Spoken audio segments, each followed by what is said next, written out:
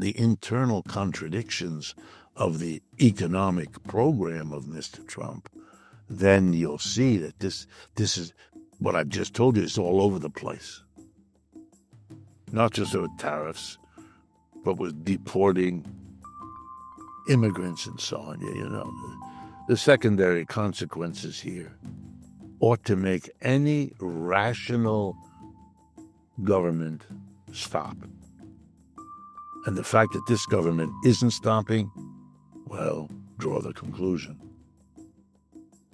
Let me try to illustrate the contradictions, internal craziness of what is being proposed. And I'm going to do that in two ways.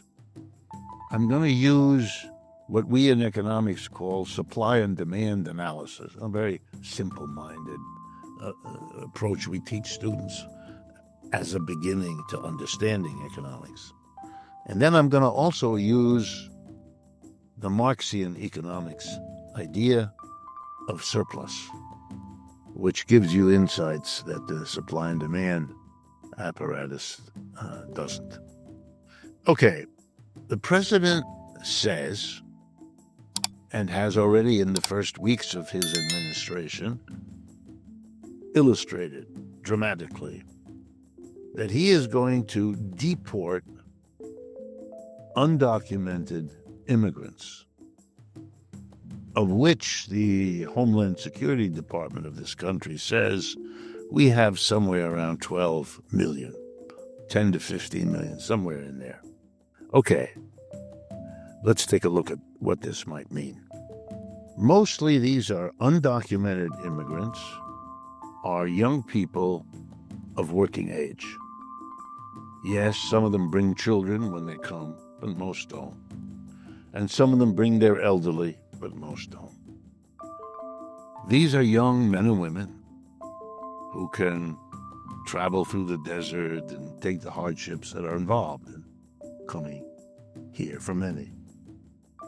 So they arrive here and they take the worst jobs. And by worst jobs, I don't just mean those that are poorly paid, although that's the majority of them. I mean jobs that are dangerous, jobs that are irregular, jobs for employers that are highly unscrupulous much of the time. And the reason they have those jobs is because, unlike a native-born worker, they will never go to the police to complain if they're made to work without protective gear, or they're made to work too many hours, or they're made to work without being given the pay that they were promised when they undertook the job. Employers know that they can get away with this because they've been doing that forever, for time immemorial, which means that the immigrant is particularly profitable as an employee because you can rip them off, basically. And that's one of the reasons that the United States has always welcomed employees, because the employers knew you could do things with them you couldn't otherwise. I could go on. You also cram these people into the worst neighborhoods with the lousiest housing, again, because they cannot and will not complain. They will not demand what is legally available to them for fear that it will blow their cover and they will be hassled by the police. The police don't treat them very well, again, for the same reasons, and so on.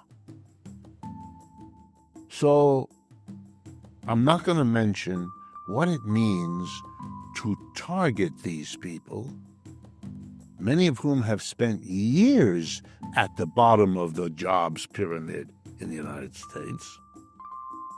What it means exactly, ethically or morally, to pick them up off the street, put them in shackles, which is being done now, and dropping them in Mexico or Colombia or wherever you can impose that.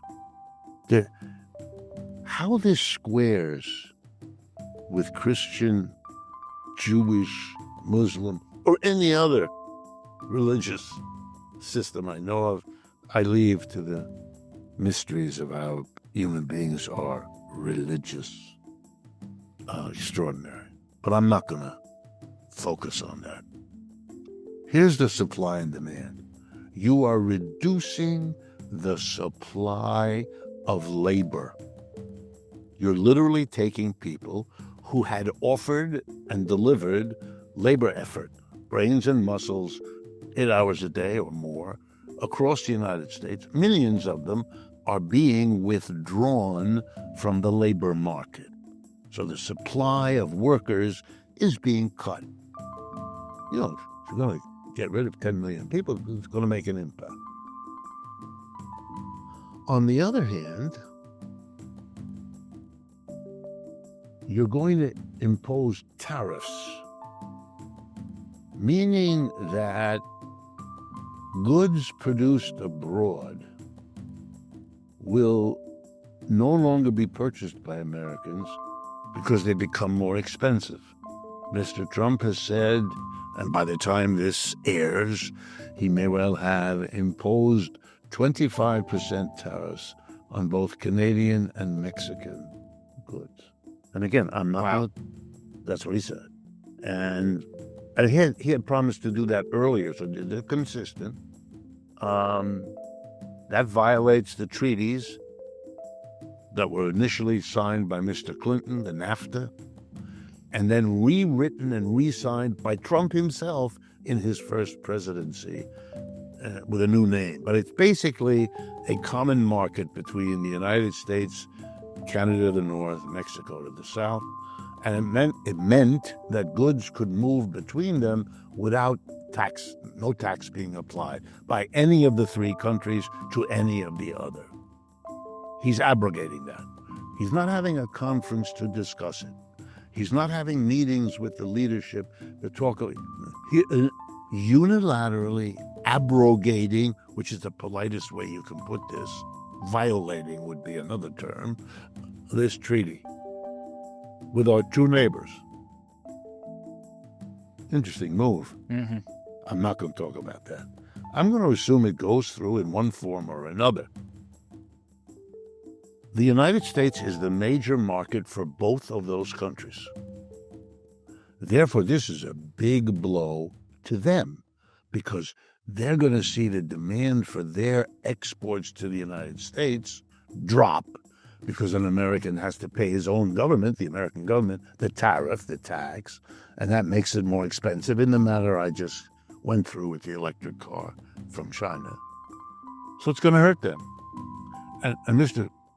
Trump never discusses the hurt done to them, deals with them as if they're bad people, and says this is all done because they allow fentanyl to come through their countries into the United States. Notice, the bad guy is the one who allows the movement, not the country to which the movement is directed, because Americans buy and consume that stuff at a record level. Nope, none of that. Interesting. No, Mr. Trump says it's also, he admits, to reshore America, right? Because if it's too expensive to bring the object from Canada in, or from Mexico in, the hope is that the producer will come back to the United States, make it inside, because then there's no tariff that's applicable. All right, I'm not going to discuss the obvious, and I'm glad you're smiling because it really is childishly obvious that a producer in Canada or Mexico would be nuts to come here right away because he doesn't know how long Mr. Trump will stay with this policy. He doesn't know whether it'll disappear when Mr. Trump disappears. And it's very expensive. So, we also don't know whether the company affected like this will leave Mexico and go across its southern border into Guatemala, another place which doesn't have a tariff. But then it can't risk doing that because Mr. Trump will put the tariff on against the Guatemalan goods. So let's assume that some reshoring takes place. Some companies at the margin will come in to the United States and produce here at home, the ostensible goal and purpose of all of this. That would mean an increase in the demand for labor, because those companies, instead of hiring Mexican and Canadian workers, by coming back, would be hiring American workers, which is the ostensible purpose. Okay, the supply of labor is going down and the demand for labor is going up. What is that supposed to do with demand and supply analysis? Answer: it's going to raise wages a lot. Why? Because you can't rip off American-born workers the way you ripped them. So you're going to have to pay wages you never thought you'd have to. So wages will go up in the United States. Whoa. Now let's take it 2 more steps and we're done. Why would capitalists across America who supported Mr. Trump welcome that the cost of labor is going up and eating into their profits? Seems like a contradiction. But we're not done. Because when Mr. Trump imposes a tariff, one of the results, the textbooks are full of this, is called retaliation. Other countries can put tariffs just like we can, which means American companies who export are going to have the same problem. They're not going to have a market the way they used to because the countries retaliate.